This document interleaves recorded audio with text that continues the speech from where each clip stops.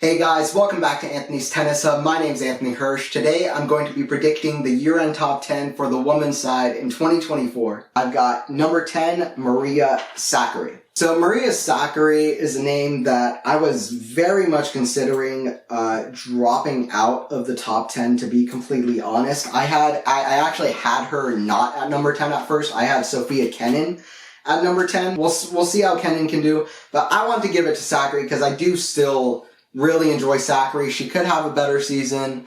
And she did win a Masters in Guadalajara this year, despite not having that good of a season. That said, the draw on the way in that Guadalajara really wasn't what it usually is for a Masters tournament, beating Caroline Dolehide in the final, who's playing fantastic, but wasn't what it usually is. But I think Sakkari brings a very top tier level of play. I really like the passion she brings to the court. And I think if she's playing her best tennis and doesn't get too down on herself, she can actually be a very tough person to beat. So I want to add Sakkari in here. Then for the next one, I've got Qinwen Zhang in here at number 9. I think she cracks the top 10. A lot of people put her to crack the top 10 in 2023. I didn't predict her cracking the top 10 in 2023, but I did think that she would have a big step up in the rankings, and it's pretty much correct about that. But this year, I do think she will crack the top 10. She seems to be only improving. Still a very young player. Hits absolutely massive. Such a good athlete. Very talented. And still a little bit streaky. Needs to get the consistency. But I think she's going to get to number 9. I don't see why not. Post the grass season this year, she was playing absolutely amazing. She nearly got the WTA Elite Trophy. She played an amazing match against Haden Maya. And with the success that Zhang had at the end of the season, I don't see why she can't just keep kind of building off of it. The WTA Elite Trophy final, and just a much better kind of win percentage she had at the end of the season, also picking up a title. I think she's only going to keep improving. Last year was great. This year was even greater. I think next year is going to be even better than that. And then number 8, Krejcikova, I have as well. Krejcikova stayed inside the top 10 for this year. Number 10 in the world. She definitely had her worst season in the last few seasons, but still she has a 34-19 record on the season. In the last few kind of tournaments she's played, she's reached a couple of finals as well in San Diego. I believe she played against Sofia Kenin, actually, and then in Zhang Zhao as well, she reached the final as well. So she ended the season pretty strongly. And I also think that Krejcikova has just showed how good she is in the past before. Obviously winning Roland Garros, beating Swiatek in a couple of finals, which basically just doesn't happen. Is beating Swiatek in finals, especially in big finals. She beat her in Dubai in straight sets this year. Last year, she beat her in a final in Ostrava. That was for me, one of the best matches of the year. So she's shown how good she can be. I think number 8 is definitely a fair prediction that she's going to stay in the top 10 and climb up closer to her best, even if not to her best. If she was back at her best, she might be in the top 5. But at number 7, I have Ons Jabeur. I think Jabeur is another player who didn't have her best season, but she did reach a Grand Slam final. She reached a Wimbledon final. Bit of a disappointing Wimbledon final as well. Took a title in Charleston. Was relatively consistent week in, week out. She reached the quarterfinals of Roland Garros, for example. She reached some quarterfinals of big events, but overall, pretty disappointing season for Ons, all in all. And but I think she's gonna. I still think she's determined. I still just think she's such a good player at her best and so talented, so motivated, so dedicated, and I don't see why she can't have another good season next year. That's why I predict her at number 7. I don't see her dropping out of the top 10. Number 6, I have Jessie Pegula, pretty much keeping around where her ranking is at the moment. Number 5. So consistent. One of the most consistent players. She didn't lose a single match this year after winning the first set. Over 50 matches won, 0 lost after taking the first set, which is a great stat. Even on grass courts this year, she performed pretty well. Beating a player like Zhang, for example, who I mentioned earlier. So Jessie Pegula, she even reached in quarterfinals of Wimbledon and almost being, I believe, up 4-1 on Vondrousova, won the title. So Pegula's doing well across all surfaces, and I don't see her kind of slowing down. She had a fantastic year this year. I could see her having a mild step down, but also I could see her definitely stepping up and doing even better at majors. And I still think she's pretty much out of her prime, and I don't expect her to really slow down all that much. And then I have, at number 5, I have Karolina Muchova. So I have Muchova cracking the top 5. I think she was really, really good this season. I could see her even having a better season next year as long as she stays healthy. I love the fight that Muchova showed throughout the season, whether it was the Roland Garros final or the semifinal that got her into the final against Sabalenka, where she saved a match point, or even at the U.S. Open, where she lost the semifinal to Goff, but she was saving match point after match point. We saw that fight throughout the season. Also, I believe reaching the final in Canada. Can look up, see if that's right. I think she reached the final in Canada this year. I love the kind of style that she brings. Very kind of all-court style. More of a slice-and-dice game. It was a lot of fun. Part of the reason it was so much fun to watch the Roland Garros final between her and Swiatek, the play style. No, it was Samsonova versus Pegula. Yeah, so it was Muchova losing to Goff, and that is right. That is correct. In the Cincinnati final this year. And I don't know. She's had by far her best season. I mean, she had been around before this season. She had reached the semis of the Australian Open 2021.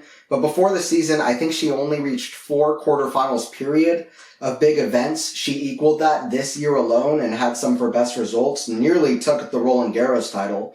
Was 4-4 in break point versus Swiatek with an amazing comeback there, being down a set 3-0. So I reckon Muchova is only going to keep improving. I love what she showed this season. If anything, I think it shows a lot of potential for the next couple of seasons. I hope that's what we see from her.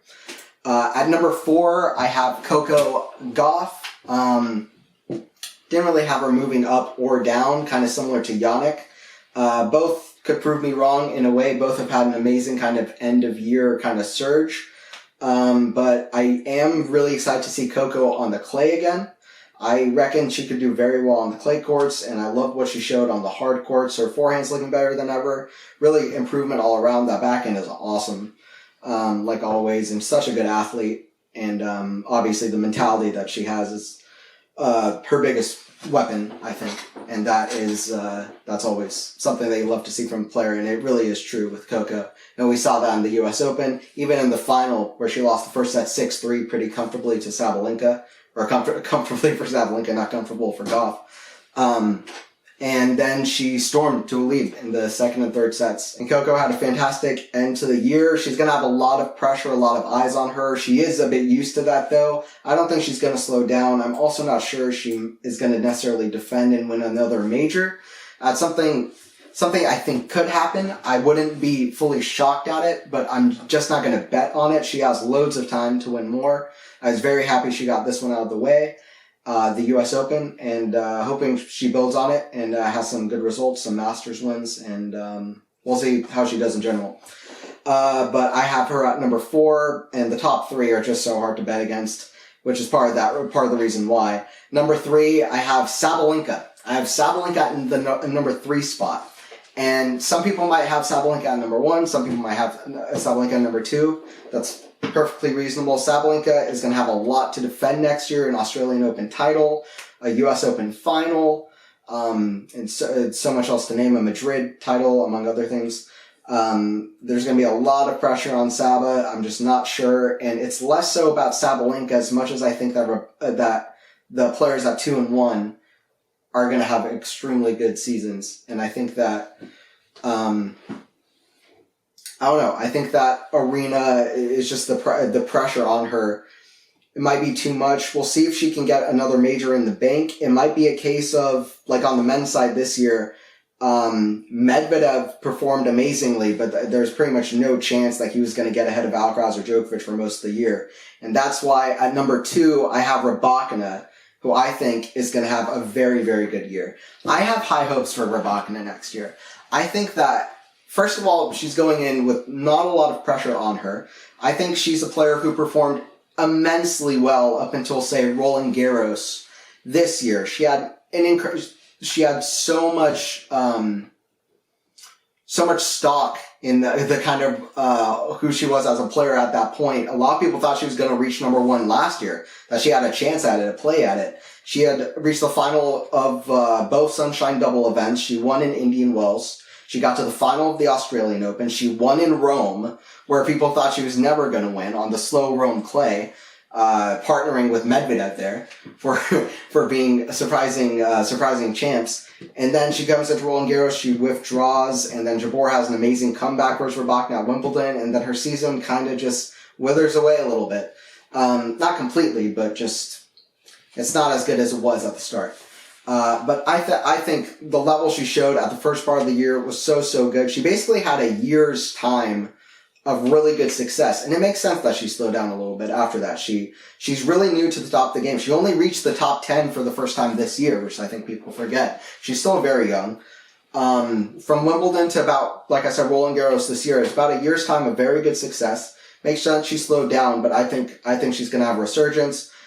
Even at the exhibition this week, she looked fantastic. And I think that I would bet on her, especially on the kind of hot, humid, fast courts in Australia as well. I think she could have a good chance. Hard courts, grass courts.